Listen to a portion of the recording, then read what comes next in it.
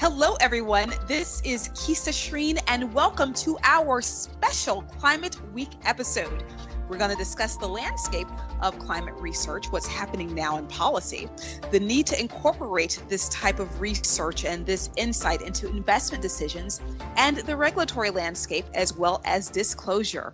A lot of great insight today, and we're going to be discussing this with Sarah Bratton, Head of Sustainability North America at Schroders Investment Management, and Elena Philipova, Refinitiv's Global Head of ESG.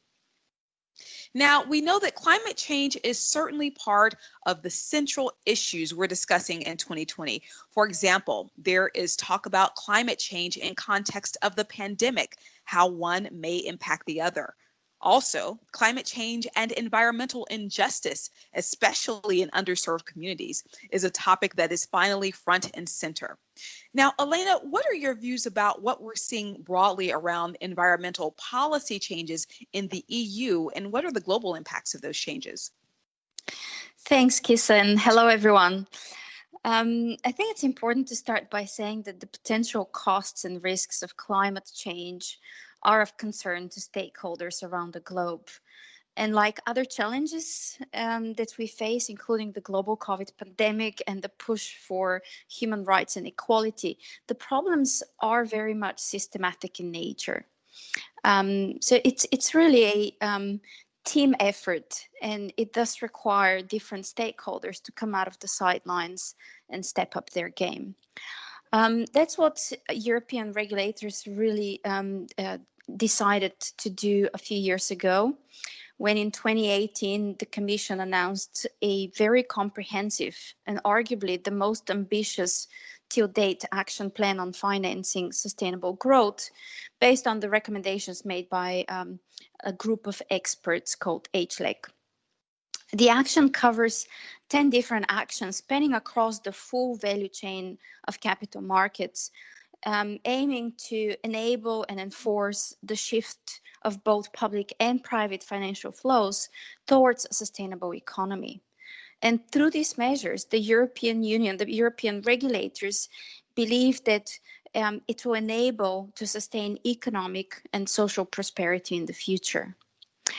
There are different components mentioned of the action plan, and many are in progress, but probably worth mentioning two of them. The first is the European taxonomy, which is a foundational block of the action plan on financing sustainable growth.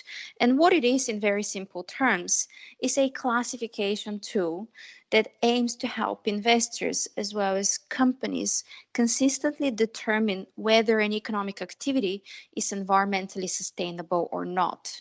It provides very specific quantitative thresholds on the environmental performance of economic activities to be considered compliant with the taxonomy.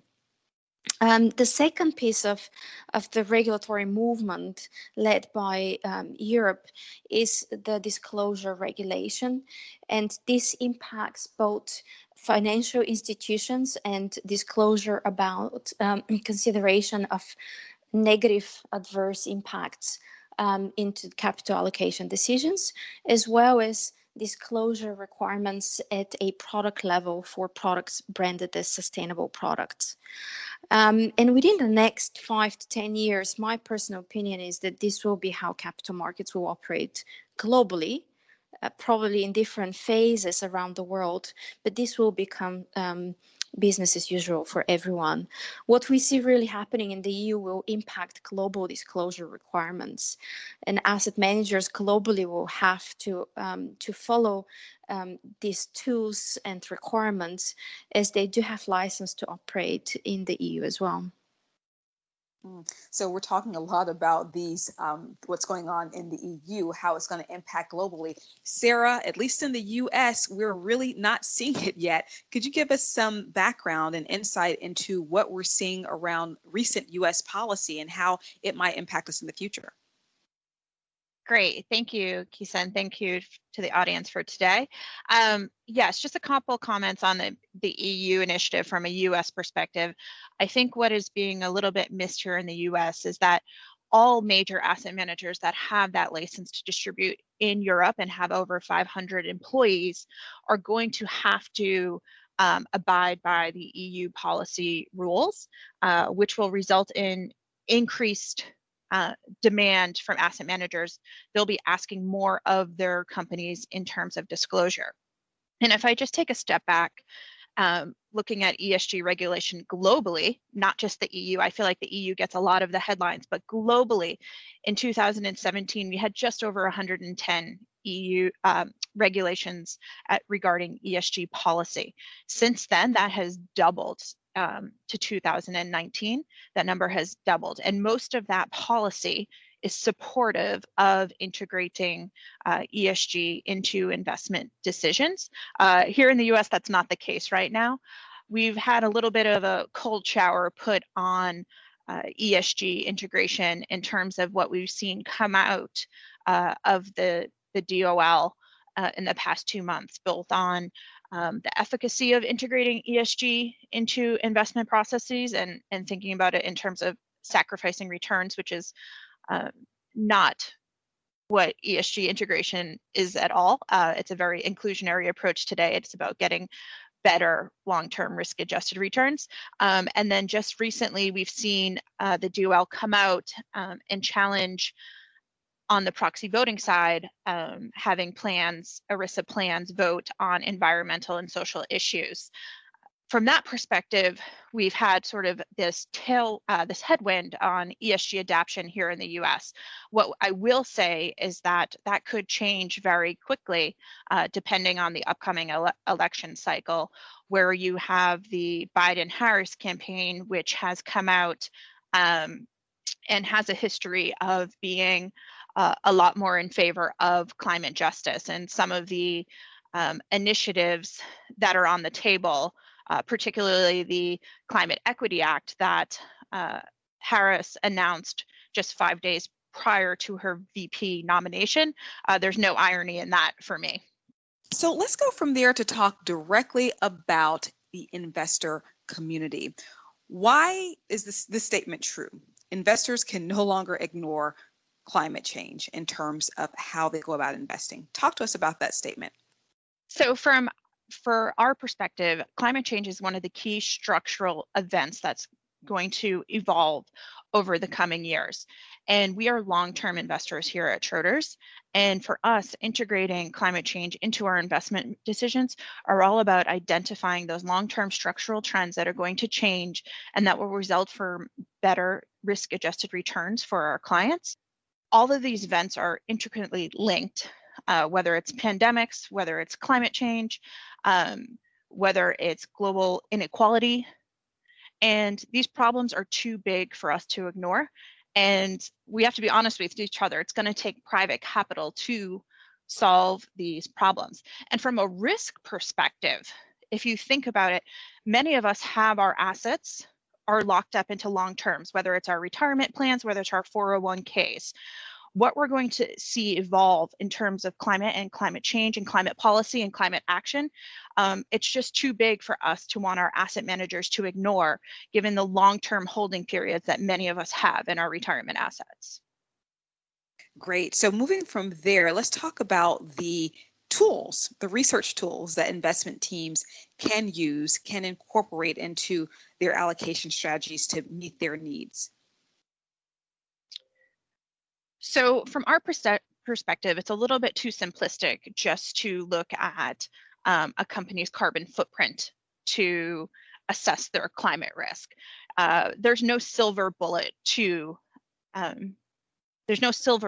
assessing from climate risk. You have to look at it in multiple different angles. So we've developed a very broad toolkit for how we look at sustainability. First, starting with our climate progress dashboard, which is measuring the speed and scale of change across 4 major indicators. And it's really trying to assess that timing question and what the progress we are making is towards the Paris goals. And then we've developed a toolkit to help us understand what would be the investment implications of whether it is a carbon tax, whether it's stranded assets, what would be those investment implications? And how do you turn that into investment tools? And how do you get investors really on board to assess it? Well, you have to turn it into the language that investors speak, which is data and dollars. It's very rare that an investor speaks in carbon footprint.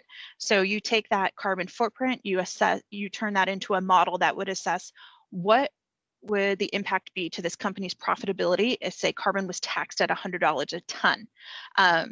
And then you're turning that into the language that investors speak, which is dollars. We've also developed a physical risk model to help us assess stranded asset risk.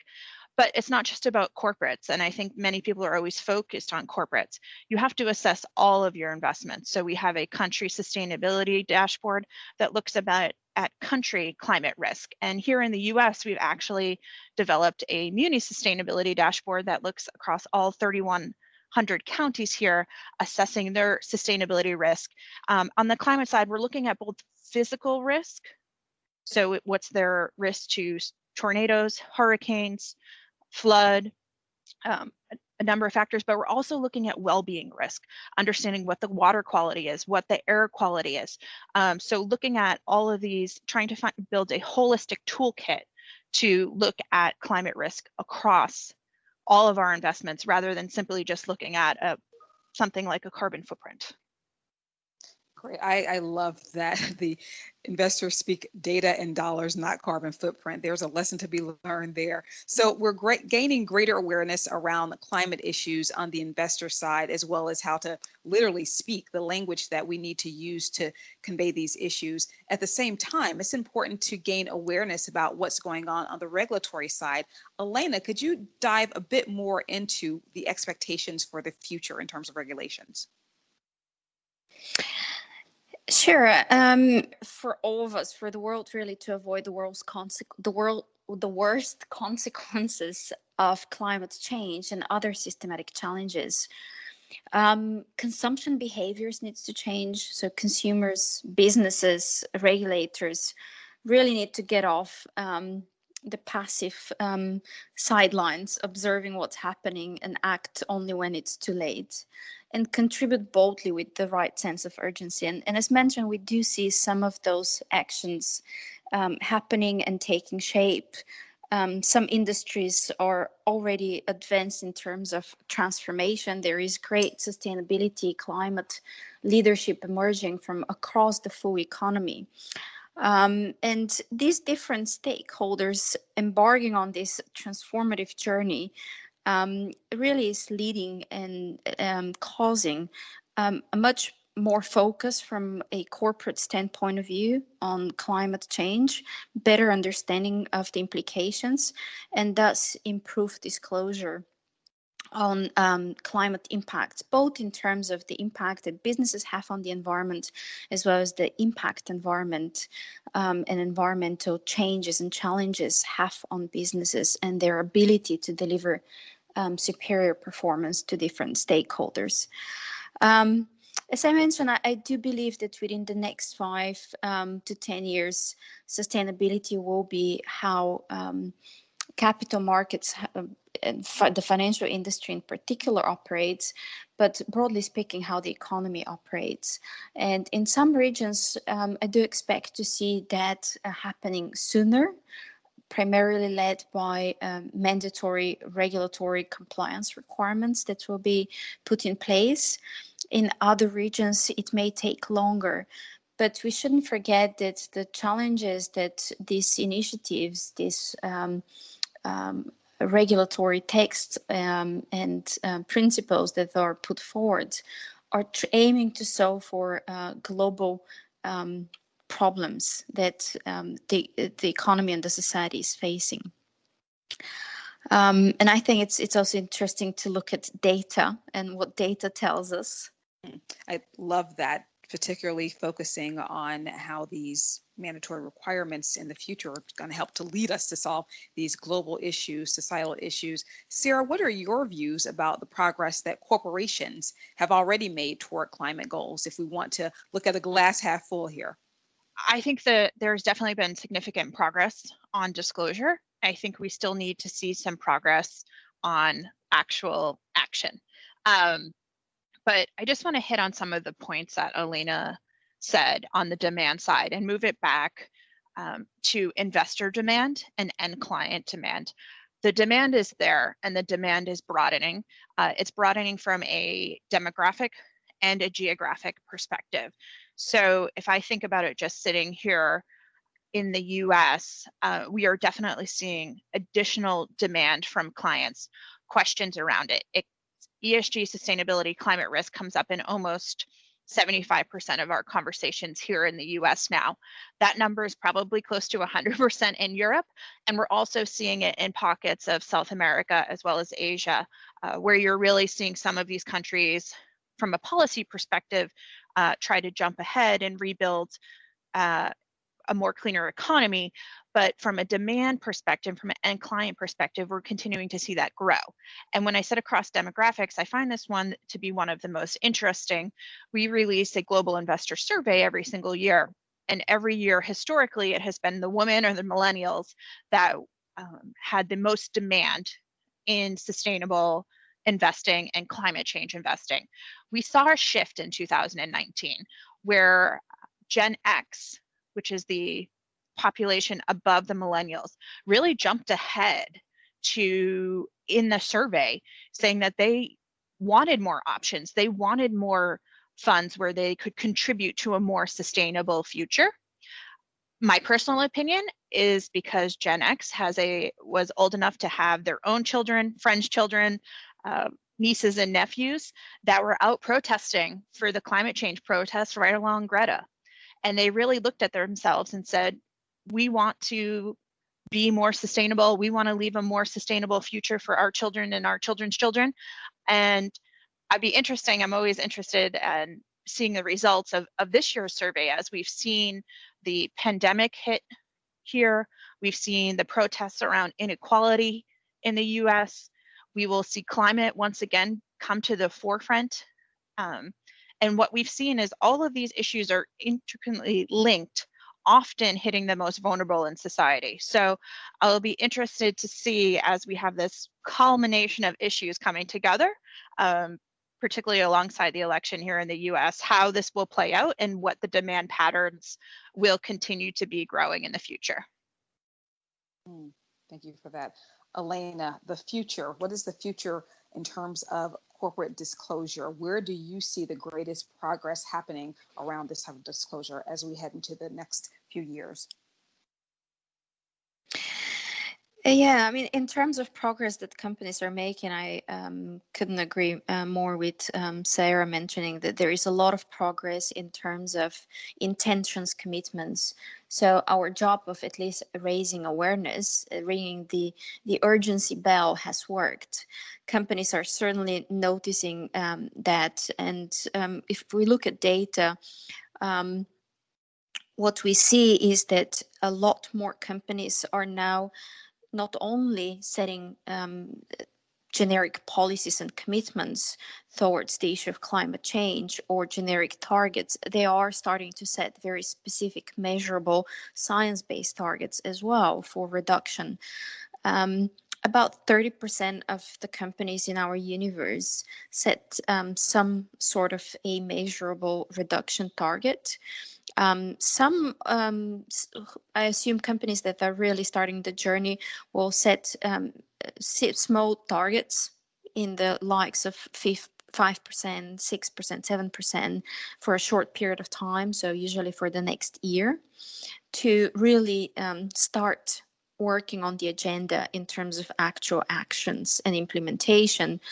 Other companies that are more mature and have been on this journey for a while do set more ambitious longer-term reduction targets, like 30% by 2025 or 50% by 2030. And I think that it's also worth highlighting here that the European commitment to reach carbon neutrality by 2050, this is the first global commitment to reach carbon neutrality. And it is part of the Paris Agreement agenda and commitments that all nations with minor exceptions committed to. So that cannot happen in isolation. It really needs to start with with consumers, with businesses, and with capital allocation decisions made by both the private and the public sector. But I agree that there is still a gap in terms of actual deliverables, actual actions. To give you an example, also in terms of disclosure gaps, within the Refinitiv ESG database, which represents more than 80% of global market capitalization, around 60% of the companies still do not disclose their direct CO2 emissions, Scope 1 emissions, which is arguably the easiest and the information and data that companies already have easily at hand, and it's a matter of just making it publicly available to stakeholders. When we look further down into indirect emissions, Scope 2 or even Scope 3 emissions, the disclosure is dramatically reduced. For the last 5 years, what we've actually observed, for example, across Scope 3 emissions is the disclosure on Scope 3 emissions has improved from about 25% of the companies to about 30%. Although these numbers sound very high, actually vast majority of these disclosure is incomplete. And for investments to consider it at scale across large portfolios, the data needs to be standardized and comparable. As we remove all of these incomplete numbers, we're really looking at very low single-digit percentages. And that is insufficient for proper integration of climate risk into investment decisions. So we do expect and hope to see in the next couple of years a lot broader agreement on standards and standardization in terms of what companies are expected and, frankly speaking, should be mandated to disclose on the issue of climate change, but ESG broadly speaking. So there is an urgent need for a single commonly accepted set of ESG metrics, and this is really now a priority. Wow, so many key takeaways here. First of all, the European regulatory movement is in full swing. Action planning in Europe is enabling the shift of flows toward sustainable economies. The global ESG regulation also is following suit. We've seen an increase in ESG policy supporting the integration of ESG into investment decisions. We know that it will take private capital to help us solve these issues as well as the other sources. And there's no silver bullet in assessing climate risk. We understand that there is importance in speaking in the same language that investors speak, which is data and dollars. So tools are being created to speak in this way so investors really understand the benefits. Countries are focused on building cleaner economies, and companies are setting more science-based targets. Although we need to see more complete disclosure, and standardization and comparable data is the way to get us there. So interconnectedness of climate change, as well as other key societal and justice issues, continue to be really front-running some of this conversation. And as always, end client demand is really important. And we see end climate demand now broadening in the demographic area as well as geographically. Sarah Bratton and Elena Philipova, thank you so much for a great conversation. We invite you to subscribe to the Refinitiv Sustainability Perspectives podcast on iTunes, Spotify, or wherever you stream your content. What did you think about the podcast? Leave us a review on iTunes or follow us on LinkedIn and Twitter for updates on our show. You can even check us out on YouTube now. Thank you for joining. See you next time.